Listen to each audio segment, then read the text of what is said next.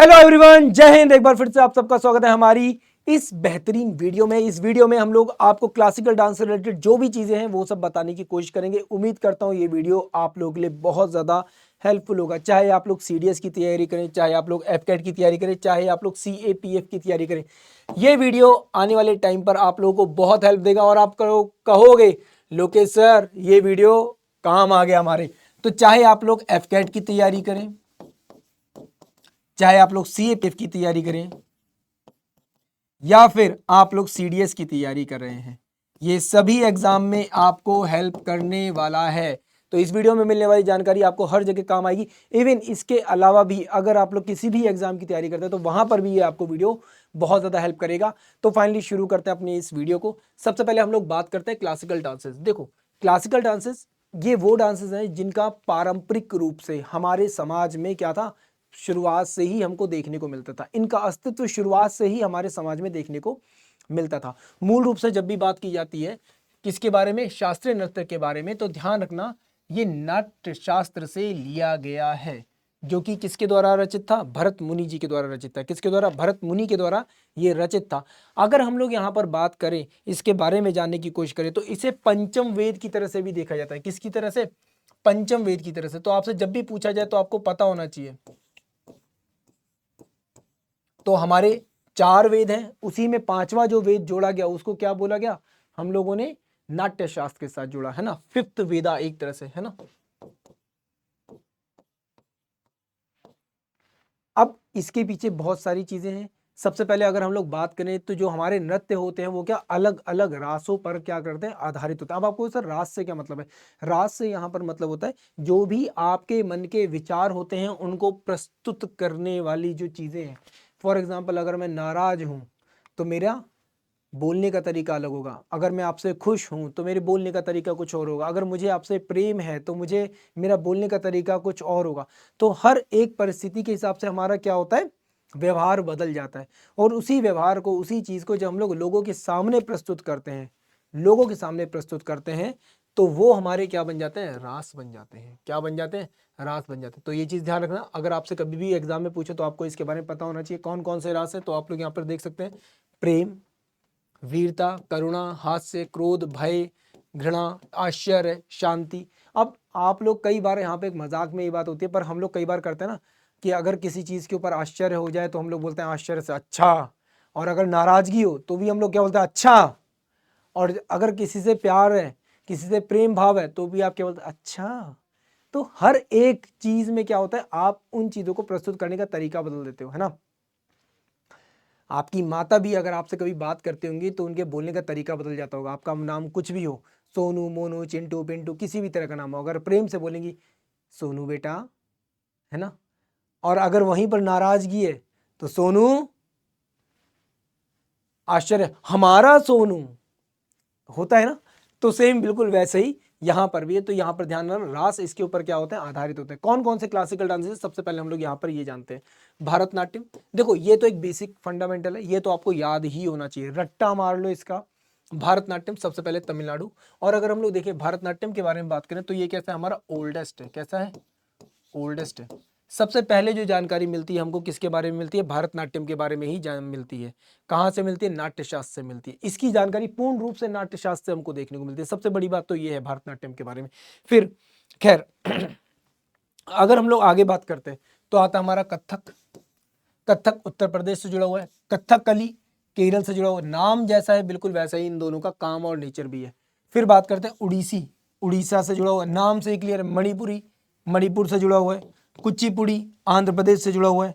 मोहिनी अट्टम केरल से जुड़ा हुआ है, ठीक है। सात्रिया असम से जुड़ा हुआ है। और अगर हम लोग बात करें छऊ नृत्य, जिसे हाल ही में जोड़ा गया है, सबसे ज़्यादा रिसेंटली, आखिर में जो जोड़ा गया वो कौन सा है, वो हमारा उड़ीसा, झारखंड और वेस्ट बंगाल में होता है। तो ये चीज़ें याद रहेंगी आपको, इन चीज़ों को अच्छे से याद रखिए। और ये तो बिल्कुल अच्छे से दिलो दिमाग में बैठा लीजिए। मूल रूप से सबसे आखिर में जो जुड़े हैं वो ये दोनों ही जुड़े हुए हैं, न्यूएस्ट हैं ये दोनों।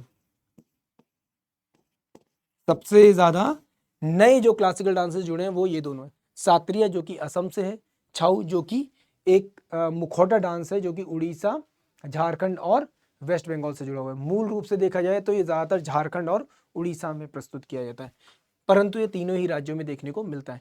अब यहाँ पर एक क्वेश्चन आता है, ये क्वेश्चन कई बार एग्जाम में पूछा जा चुका है, मतलब PYQ की तरह से, तो आप लोग इसका आंसर मैं उम्मीद करता हूँ आप लोग करेंगे।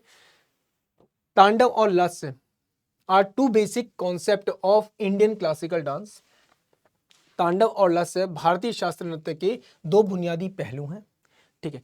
नृत्य is the dynamic element of the dance, the emanation of the character. नृत्य एक नाटकीय तत्व है, अर्थात पात्रों का अनुकरण है। तो इनमें से कौन सा पॉइंट सही होगा? Option A, only one, only two, both A and B, या नन ऑफ दीज। आप यहाँ पर क्या आंसर लगाएंगे? उम्मीद करता हूँ आप लोग भी इस वीडियो के साथ साथ, इस क्वेश्चन के साथ साथ यहाँ पर अटेम्प्ट करेंगे, और कमेंट सेशन में मैं भी आप लोगों के साथ दूंगा, जहां पर मैं देखूंगा भाई कितने लोगों ने राइट आंसर दिया। तो राइट आंसर यहाँ पर क्या होगा? C is the right answer. एक और क्वेश्चन यहाँ पर देखते हैं, विच इंडियन डिनाइट known as the lord of dance. हाँ भाई, किस भारतीय देवता को नृत्य का देवता कहा जाता है? विष्णु, ब्रह्मा, इंद्र या शिव? अब देखो यहां पर ना, यहां पर दो चीजें हैं। अगर देखा जाए सही मायने में तो यहां पर जुड़ता तो भगवान शिव के साथ है। क्यों? भगवान शिव का तांडव स्वरूप, क्योंकि जो तांडव स्वरूप है वो क्या? तांडव कर रहा है। तांडव जो कर रहा है वो क्या है? नृत्य है। क्या है? नृत्य है। भगवान शिव ने जब नृत्य किया था तो वो तो अपनी मदमस्त रूप में थे, वो तो बस नृत्य कर रहे थे। भरत मुनि ने उसी नृत्य को यहाँ पर क्या किया? सही तरीके से बताया, उनकी एक एक मुद्रा को क्या किया? डिफाइन किया। तो भगवान शिव का जो तांडव था उसका एक्सप्लेनेशन एक्चुअल में क्या था? नृत्य शास्त्र, है ना। तो ये चीज आपको पता होनी चाहिए। अगर आपसे कभी भी कोई पूछे तो आपको इसके बारे में अच्छे से पता होना चाहिए, जब भी आपसे पूछा जाए।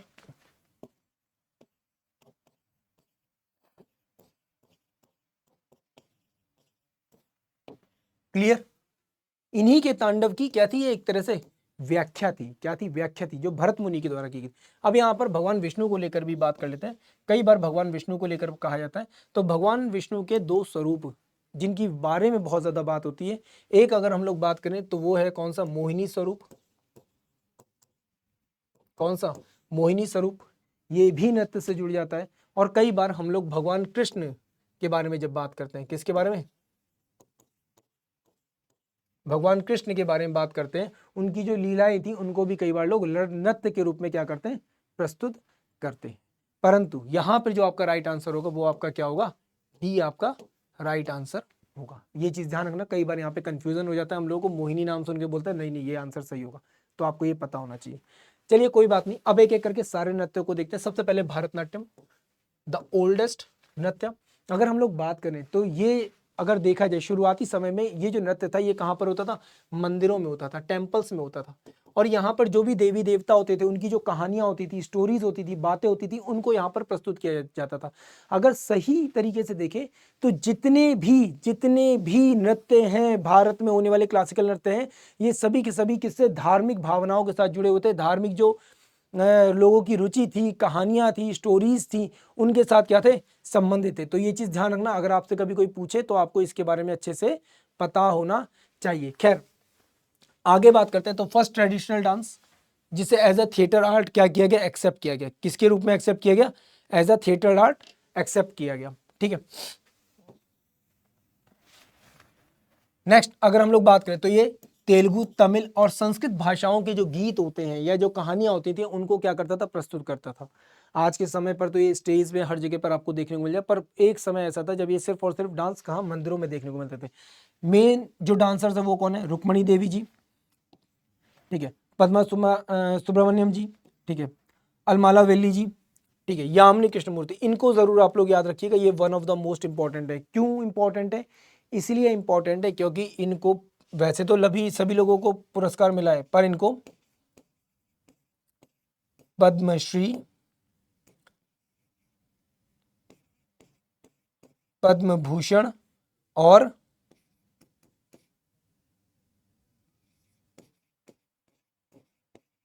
पद्म विभूषण तीनों ही मिले हैं, ध्यान रखिएगा।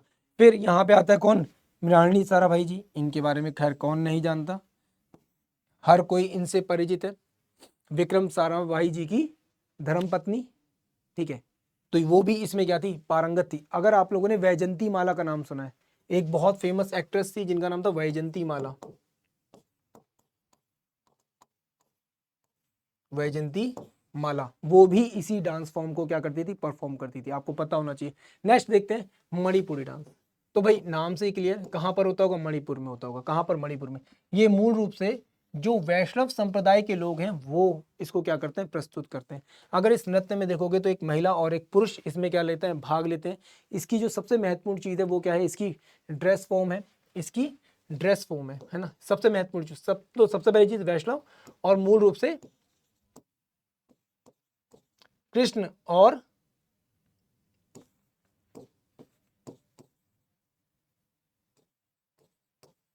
रुक्मणी की जो कहानी थी उसको प्रस्तुत करते हैं ये लोग। और क्या है यहाँ पर, और क्या खास बात है, कृष्ण और रुक्मणी, ये तो आपको पता चली गया, कृष्ण और रुक्मणी की कहानी को प्रस्तुत करते हैं। और क्या खास बात है, इनकी जो सर्कुलर ड्रेस फॉर्म है वो सबसे ज्यादा महत्वपूर्ण है। ठीक है, एक यूनिक क्या ड्रेस फॉर्म को ये लोग फॉलो करते हैं। और क्या सबसे बड़ी बात है, मूल रूप से फेस के जेस्चर और हैंड जो मूवमेंट होती है उसके ऊपर ये पूरा का पूरा डांस फॉर्म क्या है, डिपेंड करता है। इसके दो डिविजन्स हैं, एक जगोई, एक चोलमो स्टाइल। कौन सा, जगोई और चोलमो स्टाइल, दो इसके क्या है, डिवीजन है। अगर मूल रूप से इसके डांसर्स को देखा जाए तो निर्मला मेहता, गुरु बिशन सिन्हा, ठीक है, और योमलाम गंभीनी देवी जी, तो ये मेजर लोग थे। इन तीनों को ही पद्मश्री अवार्ड से और साहित्य सम्मान से पुरस्कृत किया गया है। नेक्स्ट देखते हैं हम लोग कथक। अब जैसा कि नाम है, अब इसमें किया क्या जाएगा, जो भी कथा होती थी उसको प्रस्तुत किया जाता था। कथा के प्रस्तुत करने का, कथा को लोगों के सामने लेकर आने की जो तरीका था उसको कहा जाता था कथक। क्या कहा जाता था, कथक। स्टोरी टेलिंग थी, क्या थी, स्टोरी टेलिंग थी। और ये भी मूल रूप से कहाँ पे होती थी, टेम्पल्स में होती थी। आगे चलकर जब मुगल एरा, और मुगलों के साथ साथ अगर हम लोग यूपी के बारे में बात करते हैं तो यूपी में आते हैं नवाब। कौन, नवाब। तो यूपी में जो नवाब थे और जो मुगल्स थे, इन लोगों ने इस नृत्य को अपने दरबारों में भी प्रस्तुत करवाना शुरू किया। धीरे धीरे ये नृत्य ईश्वर की प्रशंसा के साथ साथ जो नवाब थे उनकी प्रशंसा पर भी आधारित होने लगा। धीरे धीरे जो मुगल साम्राज्य के लोग होते थे उनकी प्रशंसा पर भी आधारित होने लगा। तो ये चीज आप लोग ध्यान रखना। मूल रूप से अगर देखा जाए तो ये फुटवर्क के ऊपर और जो बॉडी मूवमेंट होता है उसके ऊपर डिपेंड करता है। डिफरेंट डिफरेंट पोस्चर्स को क्या करता है, यहाँ पे प्रस्तुत करता है। इस चीज को आप लोग ध्यान रखिएगा, अगर एग्जाम में पूछे तो आपको इसके बारे में पता होना चाहिए। अगर आप लोगों ने सुना होगा, हम लोग अभी खैर जिस तरह से ये वीडियो आया इसी तरीके से और भी वीडियोस आएंगे जहां पर हम लोग आपको क्लासिकल डांसेस के साथ साथ फोक डांसेस, ठीक है, फोक म्यूजिक, क्लासिकल म्यूजिक और वो सारी चीजें और घराना, ये सारी चीजें देंगे। ठीक, बट उसके लिए आपको कॉन्स्टेंटली हमारे साथ बने रहना पड़ेगा और आपको अपने सजेशन भी देने पड़ेंगे कि आपको और किस तरीके के वीडियोस चाहिए।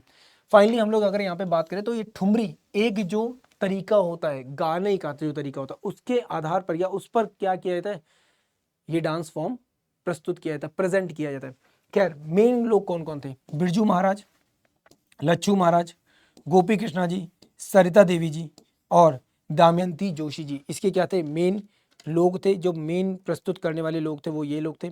ठीक है, आपको इनके बारे में पता होना चाहिए। नेक्स्ट अगर हम लोग बात करते तो आता है हमारा उड़ीसी डांस।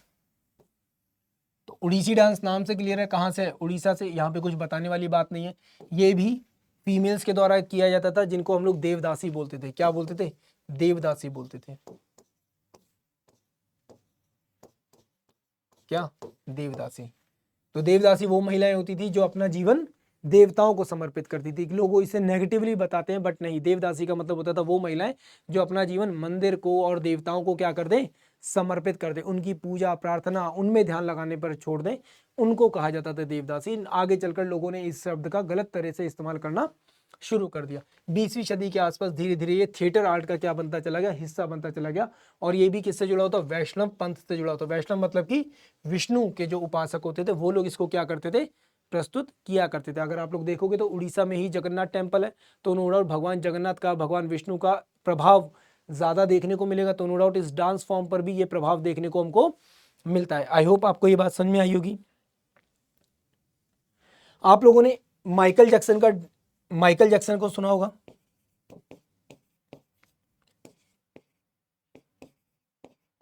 अगर आप लोगों ने माइकल जैक्सन को सुना है तो माइकल जैक्सन का एक डांस है या एक सॉन्ग है जिसका नाम है ब्लैक एंड वाइट, है ना, शायद ब्लैक एंड वाइट ही है। तो माइकल जैक्सन के साथ जो डांस परफॉर्मेंस था वो भी उड़ीसी डांस का था। किसका था? उड़ीसी डांस का था। कई बार अगर आपसे कोई पूछे तो आपको इसके बारे में पता होना चाहिए। खैर, वो किसने किया था? यमुना सागर शिवम ने किया था। किसने किया था? यमुना सागर शिवम ने। प्रस्तुतिकरण किसने किया था?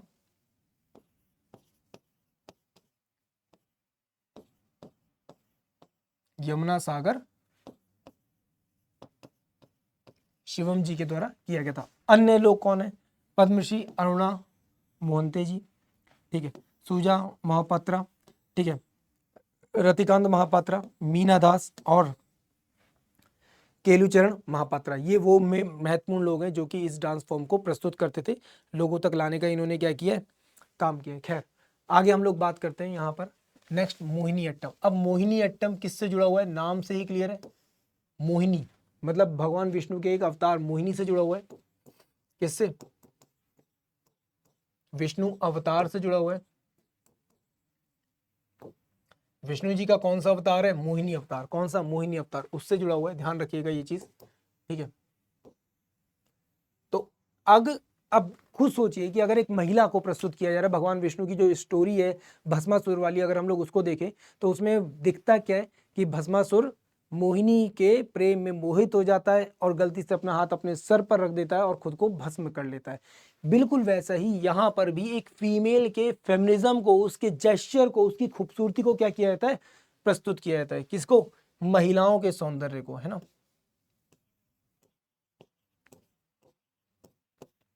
महिला के सौंदर्य को ध्यान रखिएगा। ये चीज आपको इसके बारे में पता होना चाहिए, ठीक। तो ये यहाँ पे ध्यान रखना। फेमिनिस्ट और ग्रेसफुल क्या होता है? काफी ज्यादा डांस होता है। और अगर बात करेंगे यहाँ पर किसी तरह का कोई हैवी स्टेप नहीं होता। देखो, हैवी स्टेप अगर करेंगी महिलाएं तो नो डाउट उनके जो कपड़े हैं, उनका जो श्रृंगार है वो क्या होगा? बिगड़ेगा। तो कितना सॉफ्टली इसको प्रस्तुत किया जाता है, आप ये चीज सोचिए, ठीक है। तो ये चीज आपको पता होनी चाहिए। बहुत ही खूबसूरत चीज है। एक डांस फॉर्म को कितनी सारी चीजें दिखाता है, हमको ये चीज समझ में आनी चाहिए। खैर, ये केरल के जो ट्रेडिशनल म्यूजिक होते हैं उसमें इसका प्रस्तुतिकरण किया जाता है। अगर हम लोग यहाँ पर बात करें तो यहाँ पर सुंदना नायर जी आते हैं, ठीक है, कलमानंद कल्याकुटी अम्मा आती हैं। आई एम रियली सॉरी अगर प्रोनाउंसिएशन में थोड़ी सी गलती हो जाए, क्योंकि नो डाउट थोड़ा सा आपको पता है प्रोनाउंसिएशन का फर्क पड़ जाता है जब हम लोग इंडिया के अलग अलग क्षेत्रों में रहते हैं, उस वजह से।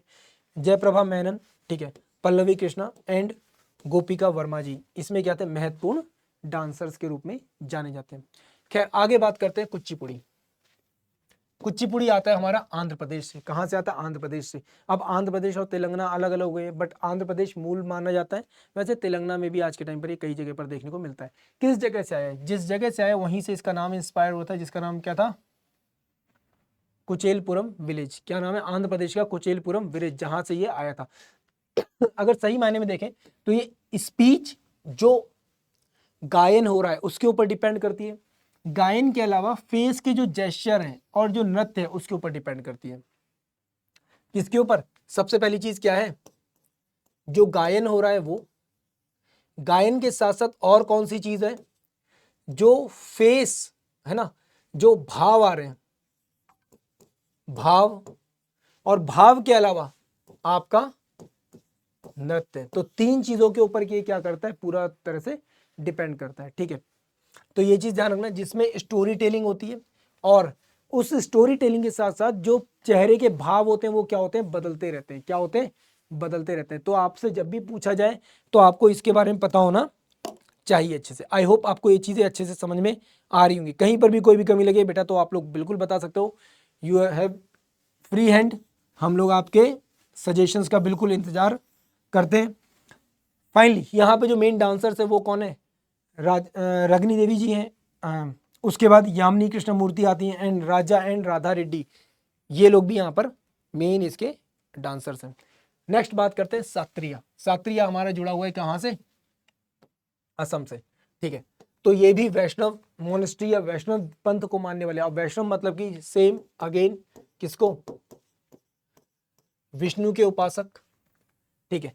यहां पर मेन मूवमेंट क्या होता है? हैंड जेस्चर का होता है। अब सोचो, असम में जब हम लोग बात करते हैं बिहू डांस की, किसकी की बात करते हैं, बिहू डांस की बात करते हैं, तो बिहू डांस में भी जो मेन जेस्चर है वो हाथों का, कमर का और कंधे का होता है।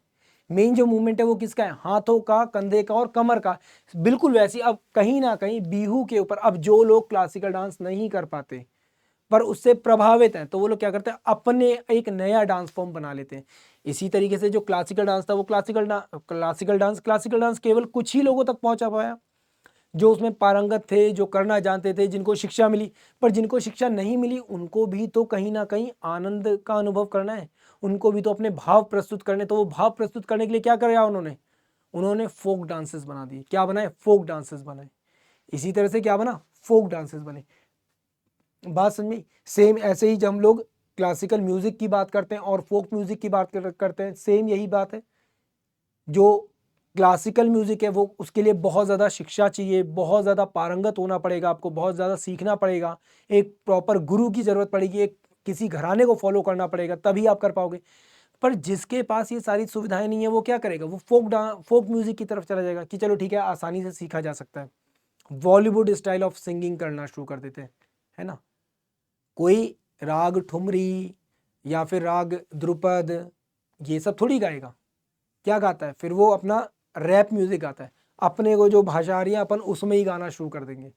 वही विचार बिल्कुल वैसा ही कुछ यहाँ पर भी हमको समझ में आता है, जिससे पता चलता है कि जो शास्त्रीय नृत्य थे उनसे कैसे धीरे धीरे धीरे धीरे जो हमारे फोक डांसेस थे वो इंस्पायर हो रहे थे, उनसे प्रभावित हो रहे थे। तो ये चीज़ आपको यहाँ पर पता होनी चाहिए। फाइनली रिसेंटली इसको क्या as a theatre art accept किया गया है, ठीक है। ये मेनली कृष्ण के जो डिवोटीज होते हैं वो लोग इसको प्रस्तुतिकरण करते हैं। मेन जो लोग हैं डांसर से वो कौन है, गुरु जतिन गोस्वामी जी, गुरु घनकांता बोरुआ, ठीक है, सरोदी सैकिया एंड इंदिरा पीपी बरुआ, ये मेन लोग हैं जो कि इसको प्रस्तुतिकरण करते हैं। फिर आता है हमारा कथकली। कथकली भी सेम एग्जैक्टली बिल्कुल वैसे ही है, ये भी एक स्टोरी प्ले है। कथक भी और कथकली भी दोनों के नाम एक जैसे, तो वहीं से हमको समझ में आ जाता है, ठीक। यहाँ पर ज़्यादातर रामायण और महाभारत की जो कहानियाँ होती थी उनका प्रस्तुतिकरण किया जाता था। और यहाँ पर सबसे इम्पोर्टेंट जो चीज़ है वो क्या है, फेस पर आया हुआ ये भाव। क्यों, क्योंकि फेस पर जो रंग किया जा रहा है, फेस पर जो मेकअप किया जा रहा है, एक तरह से देखा जाए तो फेस का एकदम बिल्कुल अलग तरीके से प्रस्तुतिकरण किया जाता है। तो उस भाव से, उस चेहरे के भाव से यहाँ पर क्या इस चीज़ को बताने की कोशिश की जाती है कि सामने वाले पर्सन का करेक्टर कैसा है। जैसे अगर हरा रंग है तो हरा रंग है तो किसी दुष्ट व्यक्ति को दिखाया जाएगा, लाल रंग है तो किसी देवता मनुष्य को दिखाया जाएगा। तो वो जो रंग होते हैं चेहरों पर किए गए, उससे क्या होता है, क्या पता चलता है हमें, उस व्यक्ति की छवि का पता चलता है, उसके कैरेक्टर का पता चलता है। तो ये चीज ध्यान रखना, इसमें बहुत ज्यादा हैवी मूवमेंट नहीं होता, ठीक है, बहुत ज़्यादा हैवी मूवमेंट नहीं होता। मैक्सिमम चीज़ें जो होती हैं वो हाथ के और फेस की जो जेस्चर होते हैं, मूवमेंट होते हैं, उससे डिसाइड की जाती है। किससे, आपके चेहरे के जो एक्सप्रेशन होते हैं, चेहरे के जो भाव होते हैं, क्या, चेहरे के जो भाव होते हैं उनसे, और हाथों का जो मूवमेंट होता है, ठीक है, हाथों का जो मूवमेंट होता है उससे इन चीज़ों का क्या होता है, निर्धारण किया जाता है, ठीक है। मुख्य जो लोग हैं वो कौन कौन है, केपी नंबूथरी, कलदम पी गोपाल कृष्णन और के एस राजीवन जी, ये महत्वपूर्ण लोग हैं। अब ऐसा नहीं केवल यही 3 लोग हैं, इसके अलावा भी बहुत सारे लोग हैं, परंतु हम लोग कुछ इंपॉर्टेंट लोगों के बारे में ही जान रहे हैं। फाइनली हमारा आता है छाऊ नृत्य, जिसे हम लोग ईस्टर्न डांस भी कहते हैं। अगर हम लोग इसके बारे में बात करें, देखो नॉर्थ इंडिया में हमको केवल एक ही डांस देखने को मिला, कौन सा, कथक। कौन सा, कथक, ठीक है। नॉर्थ ईस्ट की बात करेंगे तो नॉर्थ ईस्ट में हमको 2 डांस देखने को मिले, एक सात्रिया और एक मणिपुरी। कौन सा, सात्रिया और मणिपुरी। ईस्ट इंडिया में बात करें तो ईस्ट इंडिया में हमको देखने को मिलता है एक तो उड़ीसी और एक छाऊ नृत्य। उड़ीसी और छाऊ नृत्य, उड़ीसी को भी नॉर्मली लोग साउथ इंडिया का पार्ट मानते हैं, ईस्टर्न इंडिया का पार्ट नहीं मानते, साउथ इंडिया के साथ जोड़ के देखते, बट तो फिर भी आपको याद रखने के लिए इस तरह से आप चीज़ों को याद रख सकते, बाकी सभी के सब साउथ इंडिया में। क्लियर, सिंपल सी चीज़ है। छाऊ नृत्य ईस्टर्न इंडिया से हमको देखने को मिलता है। अगर हम लोग यहाँ पर बात करें तो ये एक तरह का मुखौटा डांस है। क्या है? एक मुखौटा डांस है। और मुखौटा डांस होने के साथ साथ ये देखा जाए तो एक तरह से जो योद्धा होते थे, कौन योद्धा होते थे, वॉरियर होते थे, उनसे संबंधित है। इसमें भी अगेन क्या रामायण और महाभारत की जो स्टोरीज होती थी उनको प्रस्तुत किया जाता था। तो टेम्पल्स में होने वाले रिचुअल्स में इसको मूल रूप से प्रस्तुत किया जाता था। एक मार्शल ट्रेडिशन मतलब कि एक वॉरियर डांस है ना। तो इसको प्रस्तुत किया जाता था, लोगों को वीरता की कहानियां सुनाई जाती थी, ये सारी चीजें होती थी, है ना। डिफरेंट डिफरेंट थीम्स पर क्या किया जाता था, इनका प्रस्तुतिकरण किया जाता था।